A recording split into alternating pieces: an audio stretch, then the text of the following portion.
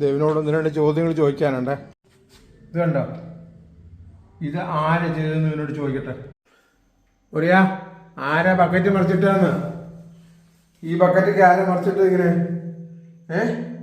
അതെ, 1 2 3 4 ബക്കറ്റ് മറിച്ചിട്ട് നീ ആരാ ബക്കറ്റ് മറിച്ചിട്ട്? ആരാ ഇവിടെ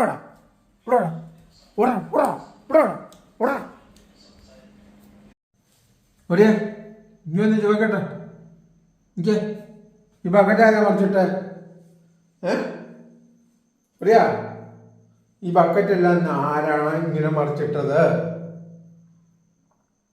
ഒരയാ, കം